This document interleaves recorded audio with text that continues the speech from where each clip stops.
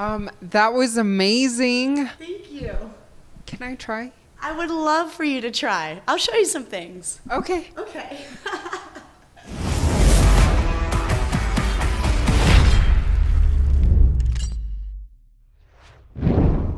I really look forward to June 25th. It is going to be different without having a full arena and, like people cheering and all of that.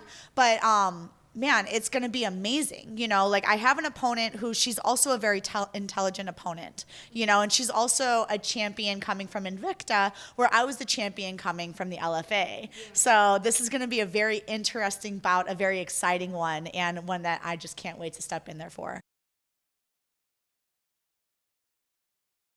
Helen Yee here in Phoenix, Arizona, being joined by the one and only, the very talented Miss Vanessa Lil Monster Demopoulos. Now, first off, congratulations on that impressive win, the submission win, UFC 270. It's been a couple months now, and then now you have another fight coming up June 25th. Yeah, that's right. I'm super excited to be able to fight again coming up so soon in June. And man, like what an awesome journey it's been ever since January when we got to fight again. I know. And tell me a bit more of what that was like, because I know, at least on Twitter and social media, like the fans went wild, not only for your submission finish, but of course, who can forget, right? Joe Rogan holding you up. Yeah, like it was so awesome. So like you're in there and you're fighting, and then all of a sudden you get punched, and you're like, "Pow!" And then you're on the ground, and then I got to do jiu-jitsu, and I love jiu-jitsu, it's not a secret. And then I get the arm bar, and I'm like, "Oh, I got the arm bar!" And then you get your hand raised, and then all of a sudden Joe Rogan's standing there, and you're like, "Oh my God, it's Joe Rogan!" And it was a reaction I couldn't help.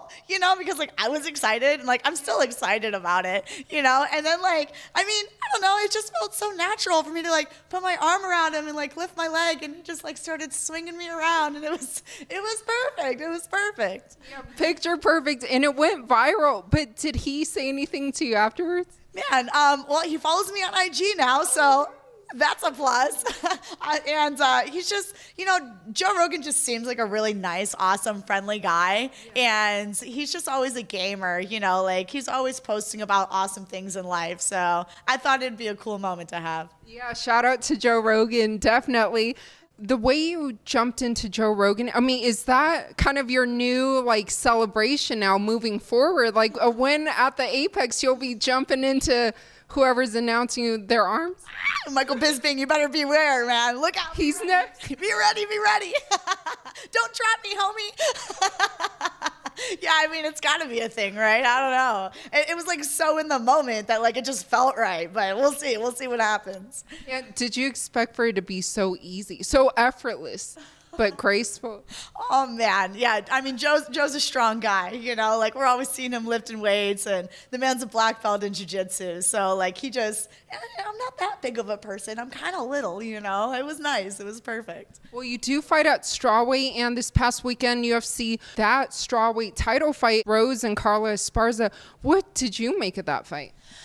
That's a really difficult fight to talk about because there wasn't so much action that had happened, so there aren't very many pivotal points, but I loved how aggressive Carla was throughout the entire fight. She was constantly pushing the pressure as much as she possibly could to try to gain a reaction from Rose. And in fact, I think Carla might have thrown more strikes than Rose even during the fight. So that was kind of cool. And then it was cool to see Rose even take Carla down in the last 10 seconds of the fifth round, So you saw the wrestler outstrike the striker, and then you saw the striker take down the wrestler. There were some cool moments in there that I think people aren't giving enough credit to. It was a cool fight to watch. Well, what do you make of now, Carla? First, she was the inaugural UFC strawweight champion, and now she's champion once again. Man, it was so amazing to see the fact that they had fought 8 years prior for the same championship belt. And I've gotten to watch Carla all these years just kind of slowly inching her way back to that title contention, and then the fact that she got to fight, I mean, it could have been anybody, it could have been Wei Li, it could have been Jessica Andrade, but she got to fight the same person that she fought 8 years ago to now regain the belt again. Like, that was a really cool moment, I think, a historic one that, people need to talk about a little bit more when it comes to that. Well, what a lot of people are talking about after the pay-per-view last weekend was that main event, Charles Oliveira versus Justin Gaethje. What did you make of that? Man, I mean, that was crazy. Gaethje, of course, came out doing the standard highlights that he does. He clipped Oliveira so clean that Oliveira literally took a seat. I think people thought that, he fell, but it's like he strategically took a seat into guard saying, you know what, I need a second to recoup, and took those moments to come back up and then come out and get Gaethje to the ground and obviously finish him, which I was looking forward to that. But it was like Gaethje's either going to get a knockout or Oliveira's going to do the jiu-jitsu, and I think they both got a little glory in that fight, so it was cool. Well, what about leading up to that fight and the day of weigh-ins, just Charles getting stripped of his title because he came in on the official scale 155.5? Yeah, I don't know if there's ever been another time in history where a champion has been stripped because of the weight. Am I correct? Yeah, you're correct. This is the first time. Yeah, it was so crazy to see that. But then also for Charles to win, and then now he's still not the champion, but yet the uncrowned king. Yeah, and I think that there is no dispute whether Charles is the champion or not. It's just a matter of legalities, So it's about the dotted line sometimes. But, I mean, in the fans' eyes, Charles Oliveira is the champion of the division. Well, I know, like you've said before, you love jiu-jitsu and whatnot. I know Charles Oliveira, great at jiu-jitsu, and a lot of people now are kind of debating, who's better hypothetically, right? Charles Oliveira or Khabib, who has great wrestling. So what do you make of all that and all those comparisons that are starting to happen?